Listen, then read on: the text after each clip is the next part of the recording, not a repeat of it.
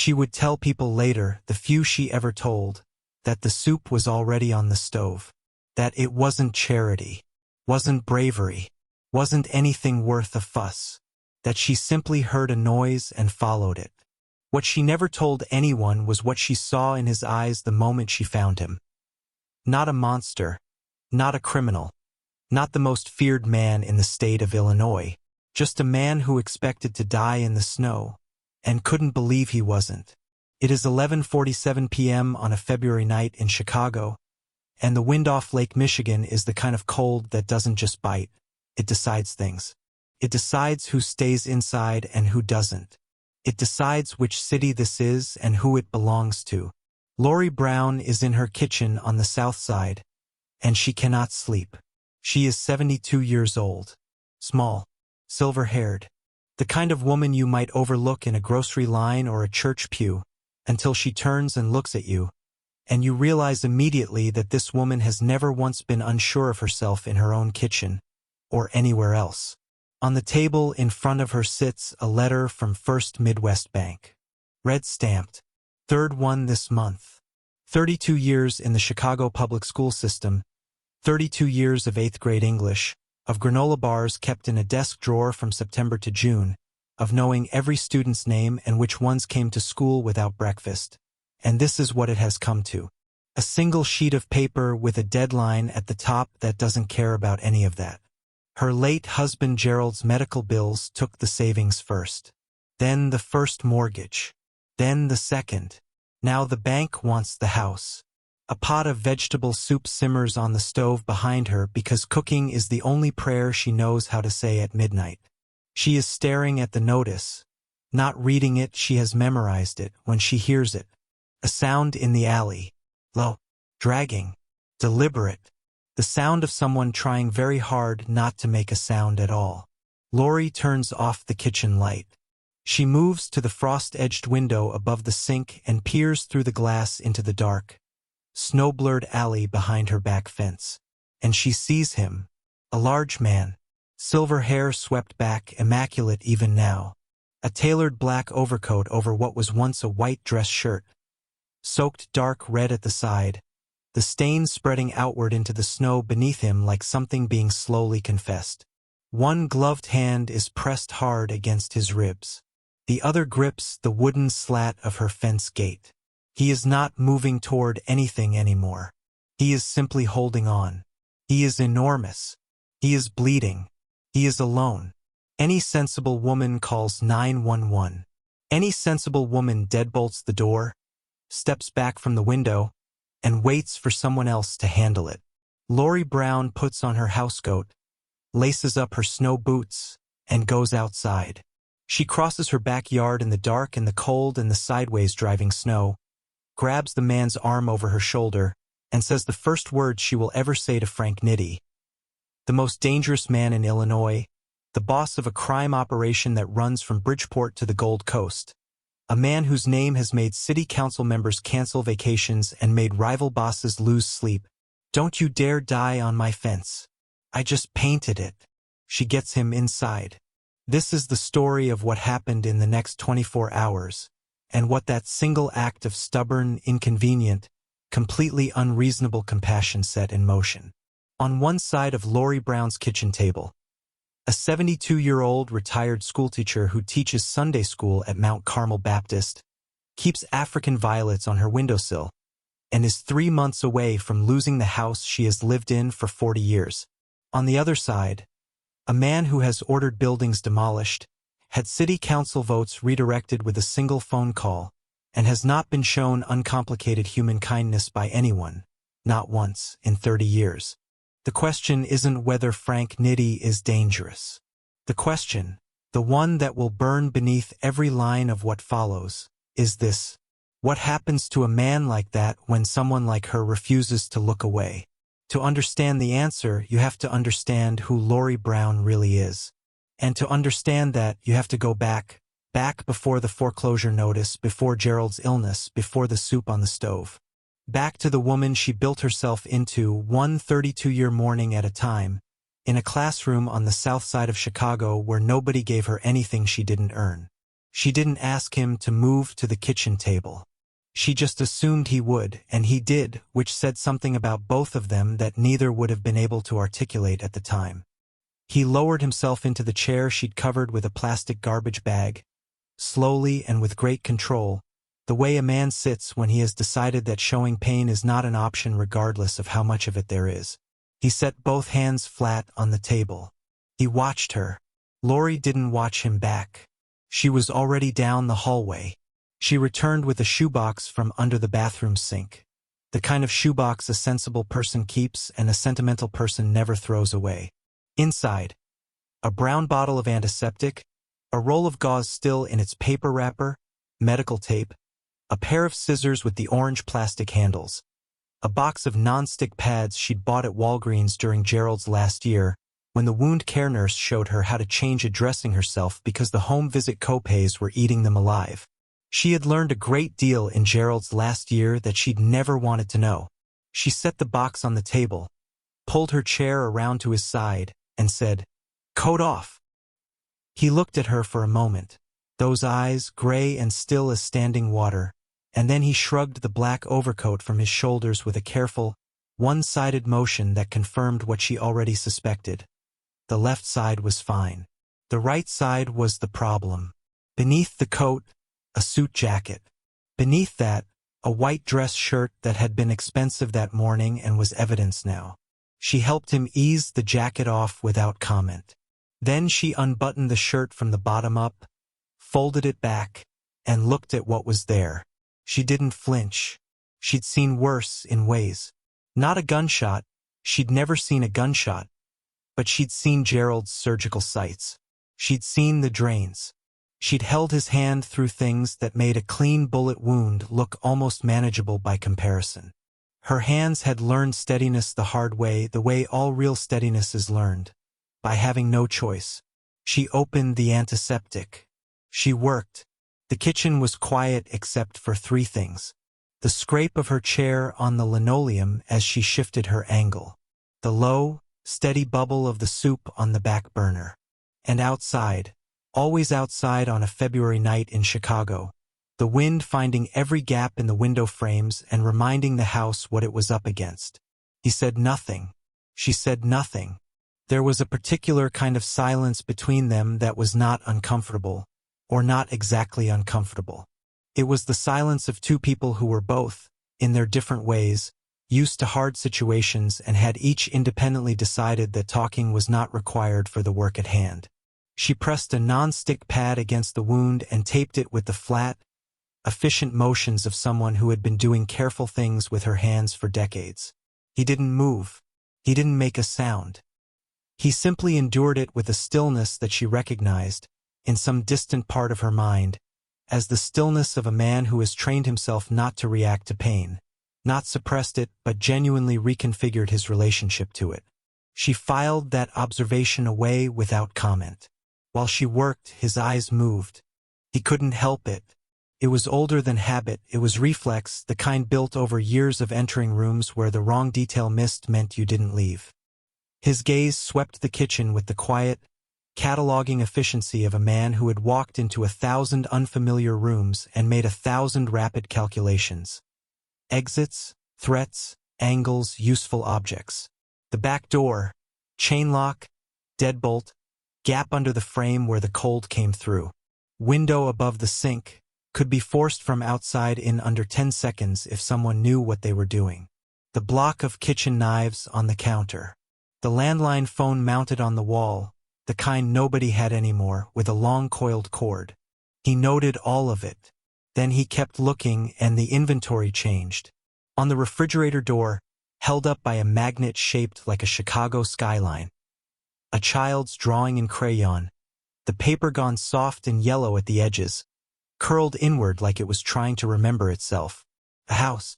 A sun with 8 straight lines for rays. 2 figures in front of the house, one tall, one small, holding hands. Written across the bottom in the enormous, effortful letters of a very young child. Grandma and me. Decades old at minimum. She had kept it on her refrigerator for decades. On the windowsill above the sink, in a row, for small pots of African violets. Purple blooms. The kind of plant that required attention and consistency and a certain stubbornness about keeping things alive. Above the door frame leading to the hallway, a small wooden cross. Simple. No ornament. Just the shape of the thing, which was apparently enough. And on the wall beside the refrigerator, in a dark wood frame, a photograph. A young black man in a Chicago Police Department dress uniform. He was standing straight, chin level, the way people stand when the photograph matters. His expression was serious and proud in equal measure, the expression of someone who had worked to get to the place where this photograph was being taken and knew the full cost of what it had taken to get there. Frank looked at it. Then he looked at the second photograph, half obscured beside its smaller frame, the same officer at a formal event.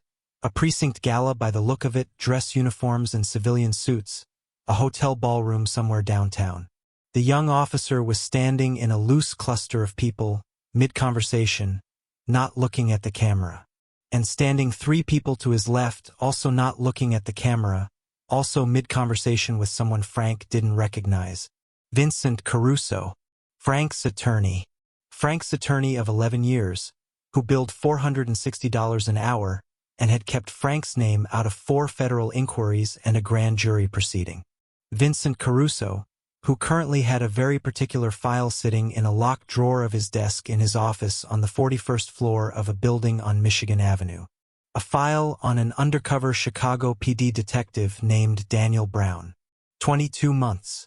That was how long Danny Brown had been quietly, patiently, methodically building a federal case against the Nitty operation. Working his way inward from the edges. Learning names. Tracing money. Building something that, according to Caruso's last briefing, was getting uncomfortably close to indictable. Frank had been meaning to address that situation. He looked at the photograph on the wall. The young officer, serious and proud. He looked at the crayon drawing on the refrigerator. Grandma and me. His expression didn't change. Nothing in his face moved. If you had been watching him from across that kitchen, you would have seen nothing shift at all. But behind his eyes, in the part of him that was always running the next calculation, something went very quiet. And then that quietness rearranged itself into something he couldn't immediately name and didn't, at that moment, try to. Lori taped the last edge of the dressing, pressed it once with 2 fingers to set it, and sat back. She looked at her work with the critical appraisal of someone who has always held herself to a standard, checked that the tape was lying flat on all 4 sides, and nodded once, not to him, just to herself. Then she stood up, returned to the stove and ladled soup into a bowl. She set it in front of him. She carried her own cup of tea back around to her side of the table and sat down across from him and watched him look at the soup for a moment. The steam rising from it in the cold kitchen, the soft smell of it filling the room, before he picked up the spoon. She watched him eat. Not with pity. Not with curiosity exactly. The way a woman watches who has spent 32 years paying attention to people who did not always know they were being paid attention to. She waited until he had taken 4 or 5 spoonfuls. Then she said, "I'm not going to ask what happened to you." He looked up. "I'm going to ask if you're hungry enough for a second bowl." Something moved across his face, so briefly it might have been nothing. Then he looked back down at the soup. He finished the first bowl. She refilled it without asking. He finished the second. He still didn't tell her his name, and she still didn't ask. Outside, Chicago pressed its cold against the windows and the wind found every gap it could. The soup pot bubbled on. The African violets sat in their row on the sill, small and purple and stubbornly alive. And in a framed photograph on the wall, Danny Brown stood 3 people away from the man sitting at his mother's kitchen table, and none of them knew yet what that distance was going to cost. But Frank Nitti knew, and the knowledge sat in him, quiet and still and entirely unresolved, like a door that had been opened and was waiting, with great patience, to be either walked through or shut. He was in Gerald's room. She had pointed him down the hall without ceremony. Second door on the left, mind the loose floorboard, and he had gone without argument, which surprised her less than it probably should have. There was something about extreme physical distress that stripped men of their posturing. She had learned that with Gerald too. She heard the door close. Then silence. Lori sat back down at the kitchen table. The foreclosure notice was still there. Of course it was still there. It had been there for 11 days and it would be there tomorrow and the day after, patient and indifferent the way only official documents could be. The way things with red stamps and legal language were patient because they had the law behind them and the law did not need to hurry. She pulled it toward her. Read it again, though she didn't need to. Then she set it down, folded her hands on top of it, and sat with the quiet. Gerald Brown had died on a Tuesday in August 18 months ago, at 6:14 in the morning, in a room at University of Chicago Medical Center that smelled like antiseptic and recycled air. Lori had been holding his left hand. His right hand had been connected to 3 different lines by that point. She had held the one hand that was still just his hand. 44 years. They had been married 44 years. She had met him at a church social in 1978.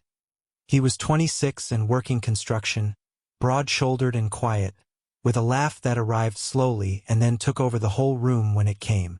He had asked her to dance twice and walked her to her car and called the next morning at 8 a.m. because, he told her later, he had been awake since 5 and waiting for a reasonable hour. That was Gerald. A man who understood that the right thing done impatiently was still the wrong thing.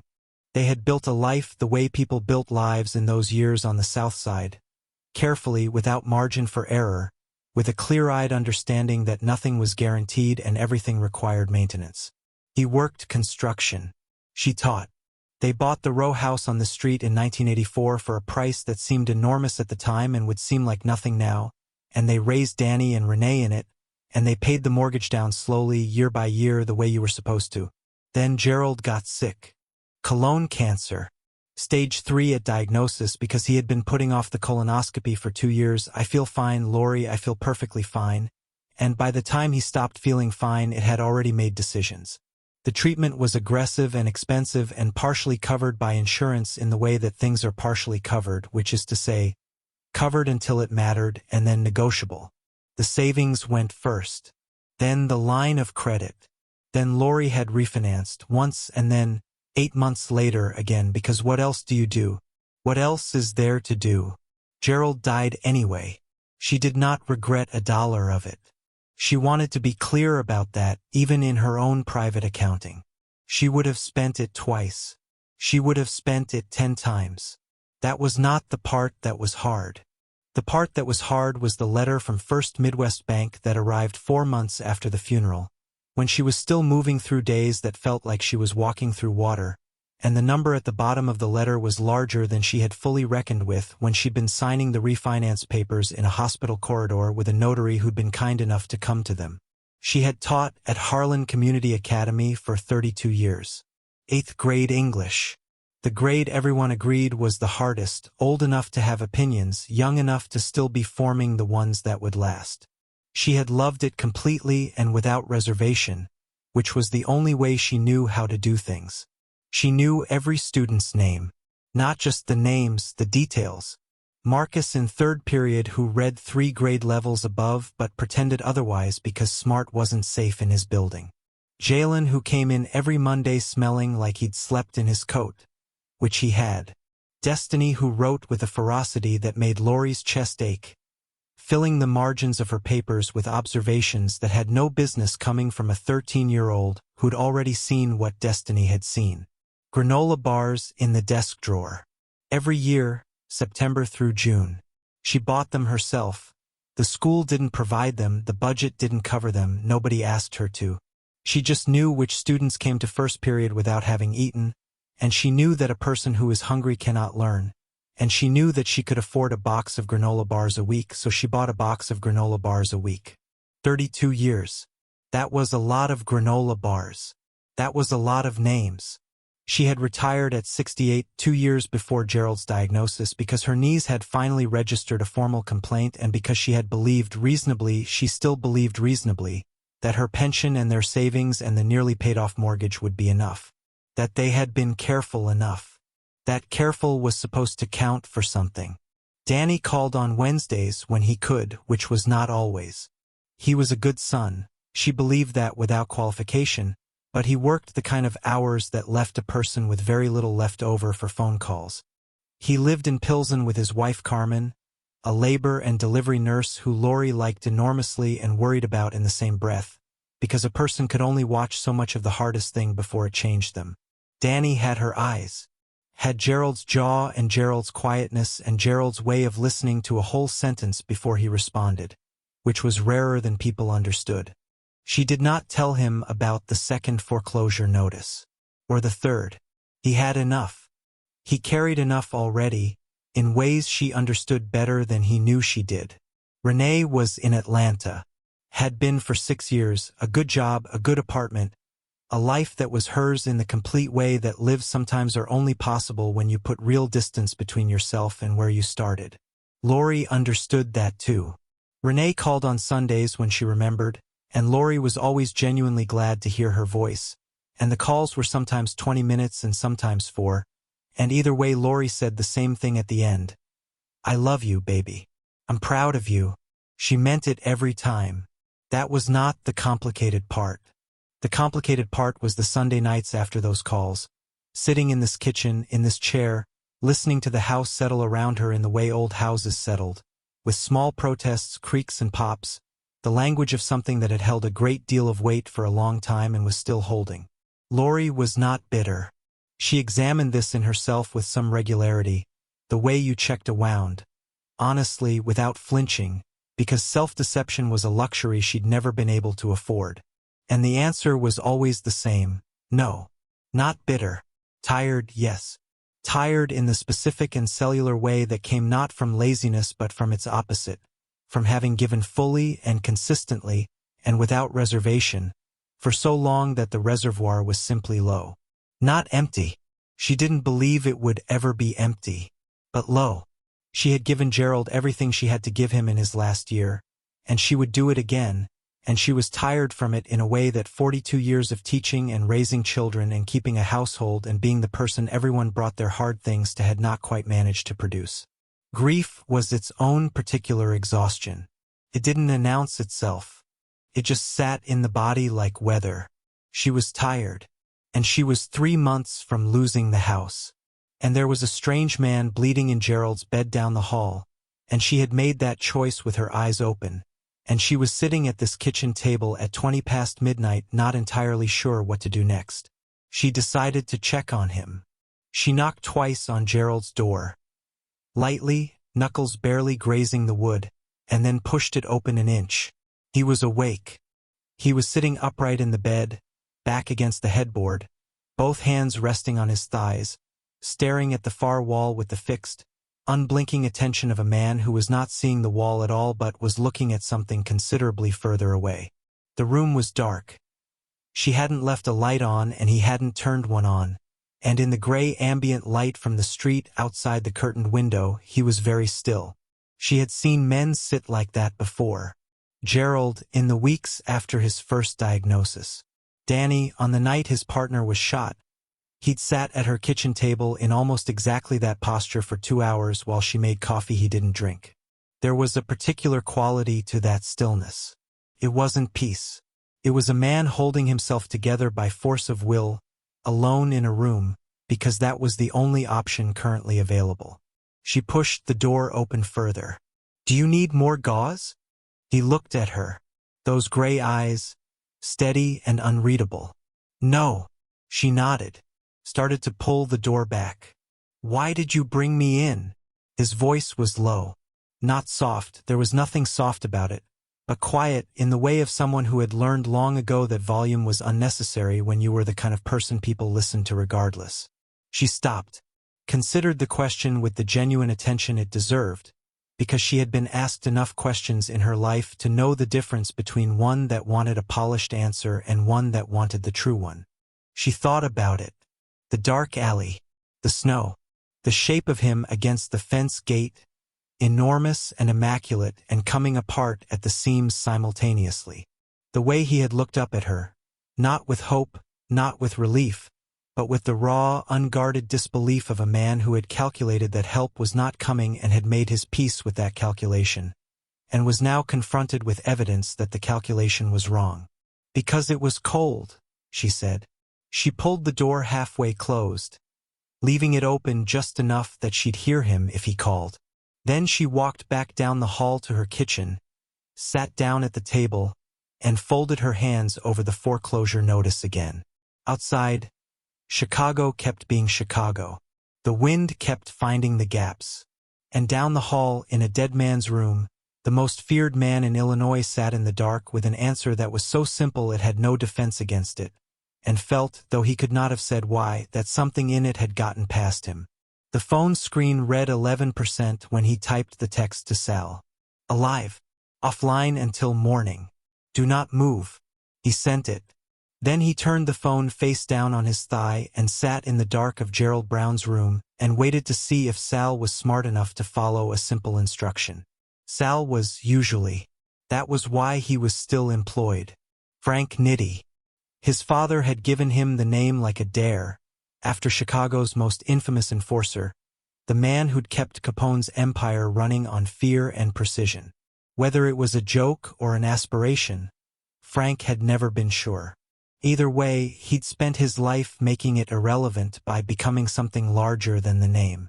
He had built the Nitti operation from a single Bridgeport Street corner, loan collections, nothing glamorous, into a network that now controlled labor contracts across 6 wards, city construction permits on both the north and south sides, and enough municipal relationships that 3 different aldermen returned his calls before they returned the mayor's. He had done this methodically, patiently, without the kind of visible brutality that drew federal attention. He had always understood that the most durable power was the kind nobody could photograph. He had never been shot before tonight. He had ordered men shot. He had stood over the results, calm and deliberate, because that was the job.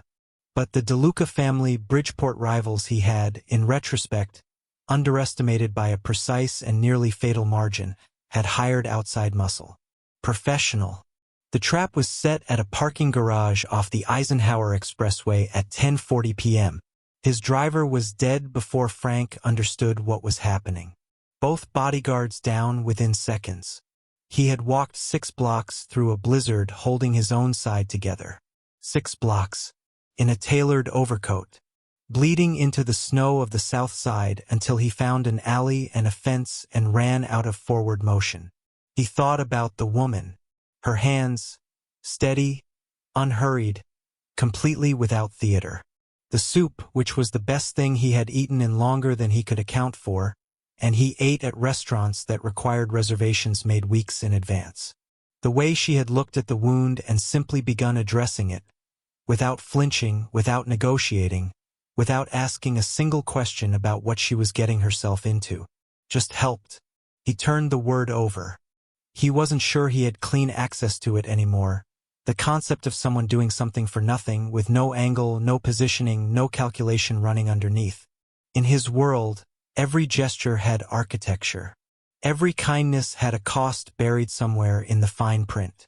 He couldn't find the fine print here. He'd looked. The phone screen went dark. Then, a moment later, dead.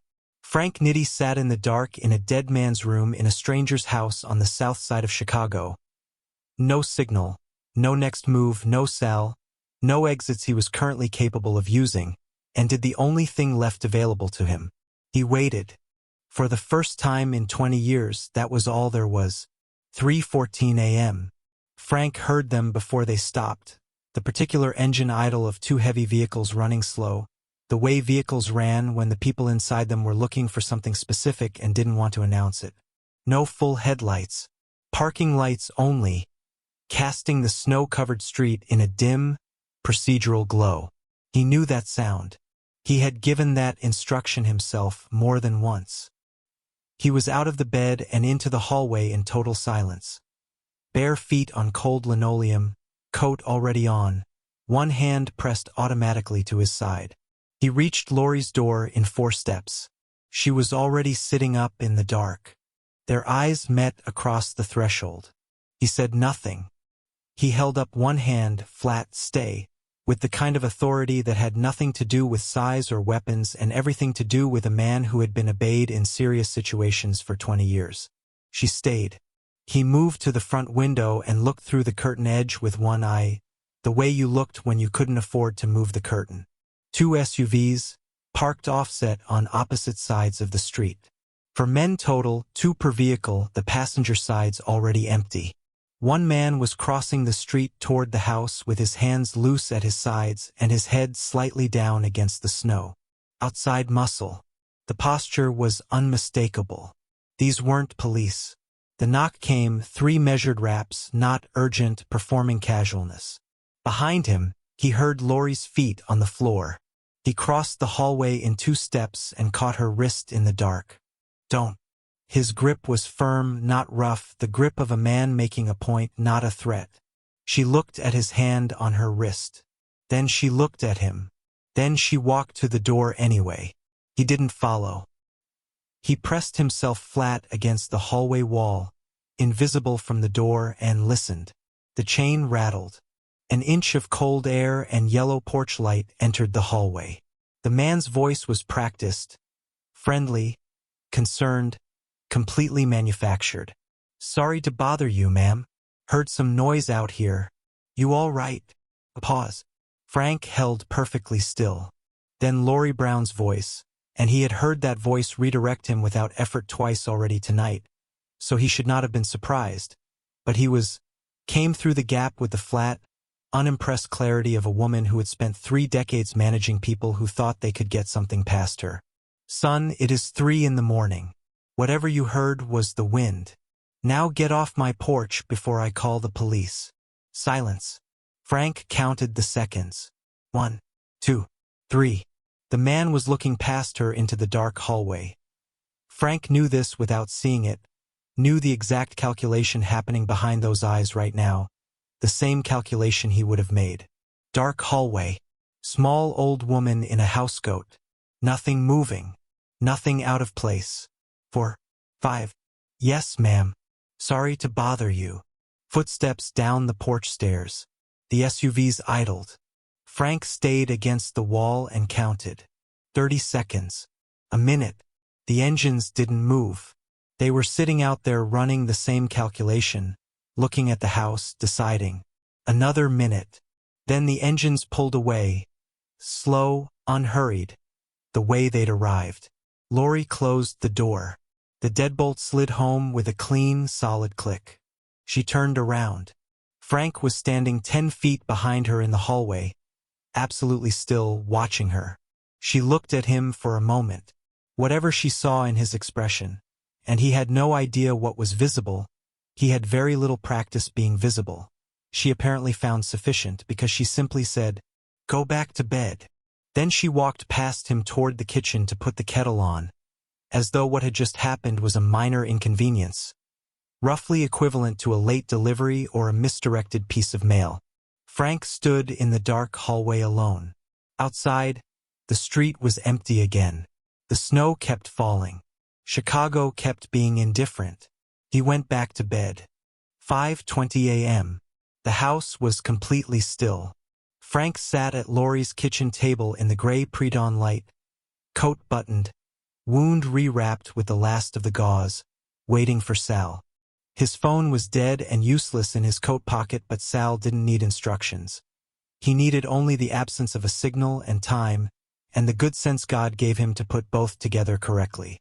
Frank waited, and because there was nothing else to do, he read. The foreclosure notice was on top. He had noticed it the night before the way he noticed everything, peripherally filed, not yet examined. Now he pulled it toward him and read it properly all the way through, including the fine print that most people didn't read because most people found legal language discouraging. Frank did not find it discouraging. He found it precise. That was what made it so bad. Behind the foreclosure notice, a utility shutoff warning, Con Edison letterhead, highlighted in yellow by someone, Lori, he assumed, who highlighted things because she was still managing the situation, still treating it as manageable. Behind that, a letter from a Dr. Okafor at the University of Chicago Medical Center Oncology Department, dated 14 months ago, with a payment plan attached. Someone had been working through that payment plan line by line. Each completed payment was checked off in blue ink, neat and faithful, all the way down to the current month. The remaining balance was still significant. He set that one down carefully. The pill bottles were on the counter. He read the labels without touching them. Her name, a cardiologist's address in Hyde Park. Refill dates that told their own quiet story about maintenance and management and a body being kept functional through consistent pharmaceutical intervention and, he suspected, sheer will. He needed a pen. He opened the drawer nearest him, the one that, in every kitchen he had ever been in, was the drawer where pens went to accumulate and be lost. This one had 2 pens and no further resemblance to that universal kitchen drawer. Instead, report cards. A thick rubber-banded stack of them, the old carbonloscopy kind, green and white. Student names at the top. Her comments in the boxes, specific, detailed, the kind of comments that took actual time, which required a teacher to have paid attention to a particular child rather than a classroom of 30. He read 3 of them before he made himself stop. Birthday cards. A loose collection, the envelopes still attached, some of them postmarked from addresses in cities across the country. Children who had grown up and moved away and still sent cards to the woman who had known which ones came to school without eating. He read the inscriptions. You changed my life. I still think about what you said. My daughter's middle name is Lori. At the back of the drawer, in a Ziploc freezer bag, sealed and preserved with a deliberateness that meant someone had made a decision about this object. A Father's Day card. Construction paper, folded once. On the front, a crayon drawing of a man holding 2 smaller figures by the hand. Inside, in 2 distinct sets of handwriting, one larger and effortful, one smaller and barely legible. Happy Father's Day. Love, Danny and Renee. Frank looked at it for a long moment. Then he put it back exactly as he had found it and closed the drawer. He sat in the dead-quiet kitchen and understood, with the same clarity he brought to construction permits and labor contracts and the architecture of municipal influence, what he had just read. A life, fully and completely rendered in the documents on one kitchen table and in one kitchen drawer. A woman who had given every available resource, money, time, attention, energy, the particular and irreplaceable resource of being genuinely present for other people. For decades, without reservation, without calculation. And who now sat, at 72, 3 months from losing the house she had lived in for 40 years, because she had made the mistake of loving someone who got sick, which was not a mistake at all, which was simply what love eventually cost, and she had paid it without flinching. Something in Frank Nitti, some mechanism he could not have named because he had not had occasion to reference it in 30 years, shifted. Not broke, not dissolved. Cracked open slightly the way a door cracked open. Enough to change the air in the room. He found a pen on the counter by the phone. He found a grocery receipt in his coat pocket. He turned it over to the blank side and wrote one word. Sal. And beneath it, a number, not a phone number, a different kind of number, the kind that had many zeros and represented a specific set of instructions that Sal would understand completely and execute without question. He folded the receipt once and put it back in his coat pocket. Then he sat in the gray pre-dawn light of Lori Brown's kitchen and waited for his ride. 6:03 a.m. A black SUV rolled to a stop half a block down the street and cut its lights. Cautious. Exactly as instructed. Lori was already in the kitchen. She had heard the car, the specific sound of a heavy vehicle decelerating on a snow-packed street, and she had been up before it stopped, moving through the dark house in her housecoat with the quiet efficiency of a woman who had been waking before dawn her entire adult life. First for children, then for Gerald, then simply because her body had long since forgotten how to sleep past 5. On the counter, sealed and ready, a mason jar. Gerald's old canning jars, the wide-mouth kind, lined up on the pantry shelf in descending order of size the way he had always kept them. She had ladled the remaining soup in, sealed the lid hand-tight, and set it on the counter without ceremony. She stood at the stove with her back to the hallway and waited. She heard him before she saw him, The slight drag of his right foot on the linoleum, barely perceptible, the only concession his body was making to last night. Then he was in the kitchen doorway. He was fully composed. Coat buttoned to the throat, posture straight, shoulders set, silver hair in order. If you didn't know where to look, there was no evidence of anything. If you did know, the fractional stiffness when he turned to the right, the way he kept his right elbow slightly tucked, you could read the whole story. They looked at each other across the kitchen.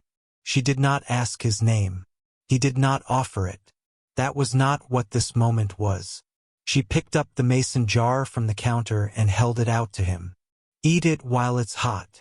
Frank took the jar. He looked at it for a moment. Both hands around the glass, the soup still faintly warm from the stove, steam long gone but the heat still present in the way heat persisted in dense things. The jar was old. The metal lid had the faint rust ring of something used and washed and used again over many years. Then he looked at her. And for just a second, one unguarded, undefended second, the locked door expression was simply gone. What was underneath it had no name that fit neatly into the vocabulary of a man like Frank Nitti. It was not gratitude exactly, though gratitude was part of it.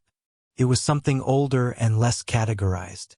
The expression of a man unexpectedly confronted with something he had believed, without examining the belief, no longer existed in the world. He said, "You didn't have to do any of this." Lori looked at him with the patient, direct attention she had given to every person who had ever sat across from her and stated the obvious as though it settled something. "I know," she said. "Now go on."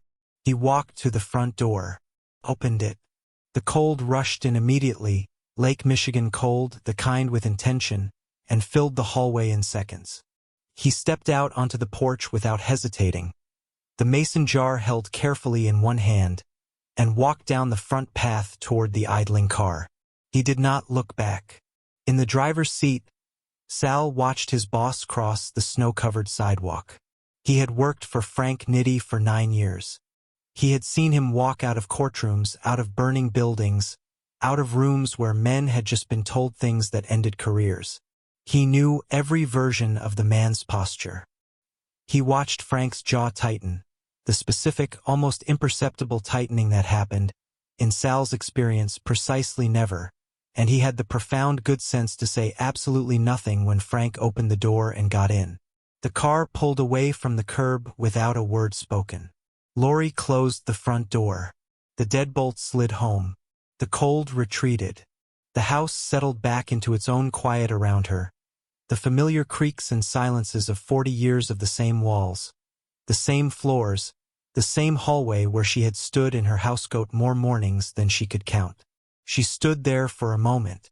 Then she went to the kitchen, measured coffee into the percolator Gerald had bought in 1991 and that she had never once considered replacing, and set it on the burner. While it brewed, she sat down at the kitchen table. The foreclosure notice was still there. She pulled it toward her, folded her hands on top of it, and sat with the gray morning light coming through the frost-edged window, the same window where, 7 hours ago, she had looked out into the dark alley and made a decision that any sensible person would call foolish. She sat with it one more time. Outside, a black SUV moved through the empty streets of the South Side, carrying a man she did not know by name and would never see again, and a mason jar of soup that smelled like her kitchen, like Gerald's jars, like the specific and unremarkable warmth of a house that had always, no matter what, kept the cold out. She poured her coffee. The morning came. The next afternoon, Lori was at her kitchen table with a budget worksheet and a calculator that needed new batteries. She was doing the math she did every month, the specific, grinding arithmetic of deciding which bill got paid first and which one got a phone call and a promise. Social Security came Thursday. The utility shutoff notice had a grace period of 11 days. The mortgage arrears were a different category entirely, the kind of number that didn't respond to grace periods or phone calls or promises anymore. She was working through the columns when the phone rang. First Midwest Bank. She recognized the number. She picked up with the flat, prepared voice of a woman who had fielded bad news enough times that she had stopped organizing herself against it. Bracing took energy. She had learned to simply receive. Mrs. Brown. The representative's voice was careful in the particular way of someone delivering information they had already verified 3 times because they didn't trust it either. I'm calling regarding your mortgage account. I wanted to make sure you were aware. Your balance has been paid in full. Lori said, I think you have the wrong number. The representative read back her address, her full name, her account number. It was not the wrong number. She called back. The second representative confirmed it. Wire transfer, cleared that morning, entire remaining balance plus arrears. Anonymous, irrevocable, no dispute window, done. She called a third time and asked to speak to a supervisor, because she was a woman who had learned that supervisors sometimes had access to different information. The supervisor confirmed the same thing, in the same careful voice, with the same slightly bewildered undertone of someone describing something the system wasn't really designed for. Paid in full. Anonymous. Nothing to be done. Lori set the phone down on the kitchen table and sat with that for a moment. An hour later, a knock at the front door. Contractor. Heavyset, clipboard, work jacket with a company name she didn't recognize. He had work orders. Full roof replacement, furnace installation, kitchen plumbing repair. Prepaid. Signed. Scheduled to begin Monday morning, weather permitting. He handed her the customer copy with the practiced efficiency of a man who had been told exactly what to say and nothing more. She stood in her doorway holding the paperwork and watched him walk back to his truck. The certified letter arrived at 3:40 p.m. Caruso and Associates. A loop address, 41st floor. She didn't recognize the firm name. She opened it at the kitchen table with the letter opener Gerald had kept in the junk drawer, the one with the wooden handle she'd never thrown away. Inside, legal documentation. A trust established that morning, funded anonymously. She read the coverage summary twice, slowly, because the first time through she couldn't fully process the numbers. Her medical expenses, fully covered, including the cardiologist in Hyde Park. Living costs for the remainder of her life, conservatively structured so it couldn't be outlasted. And at the bottom of the summary, a separate line item with its own documentation. The Gerald J. Brown Scholarship Fund. Harlan Community Academy. Enough to send 2 students to college every year in perpetuity, from the school where she had kept granola bars in her desk drawer for 32 years. He had read everything on that table. Every document. Every pill bottle. Every payment plan. He hadn't just paid a bill. He had read her entire life and addressed every wound he found in it, specifically by name without missing one. At the very bottom of the attorney's letter, below the signature block, below the legal disclosures, one typed line, for the soup. Lori Brown set the letter down on the kitchen table. The table where the foreclosure notice had sat for 11 days. The table where she had done the monthly arithmetic for 18 months. The table where a man she did not know had sat in the pre-dawn gray and read her life while she slept, and had apparently found it worth answering. She put her face in her hands. She cried. Not from grief. She had cried from grief and she knew exactly what that felt like. This was different. This was the specific, disorienting, overwhelming force of being seen, fully, accurately, without asking, by someone from whom she had expected nothing and asked for less. The kind of crying that had no sadness in it at all. Just the staggering weight of it. Just that. 3 weeks later, Frank Nitti was back on the 41st floor. The penthouse office on Michigan Avenue. Floor-to-ceiling glass, the whole city laid out below like something he owned, which in the ways that mattered, significant portions of it were. Chicago had no idea how close it had come to a different outcome 3 weeks ago in a parking garage off the Eisenhower. The city didn't need to know. That was the point of doing things quietly. The DeLuca situation was being handled. Permanently, and without any of the visibility that created subsequent problems. Sal was thorough. That was why Sal was Sal. Caruso knocked and entered without waiting. The privilege of 11 years and $460 an hour. He set a file on Frank's desk and remained standing, which meant the contents were time-sensitive. The Brown case, Caruso said. 22 months of federal groundwork. Witness chain is almost complete. Another 60 days and they have enough to indict. He paused. I need a direction. Frank looked at the file without opening it. He thought about a kitchen on the south side. A refrigerator with a photograph on it. A young officer in a dress uniform, serious and proud, standing at full height for a picture that mattered. He thought about a crayon drawing beside it, decades old, preserved because someone had decided it was worth preserving. Grandma and me. He thought about a woman who had read him no rights, extracted no promises, and asked for nothing except that he not die on her fence. He looked up at Caruso. Kill the case, Frank said. Leave the detective alone. Caruso stared at him with the expression of a man whose calculator had just returned an impossible result. Frank said nothing else. He closed the file and pushed it back across the desk. Debts were debts. That was the whole system. That was the only system Frank had ever trusted. You paid what you owed, completely, or the architecture of everything else became unstable. He owed Lori Brown a debt that no amount of wire transfers fully settled. This was the remainder.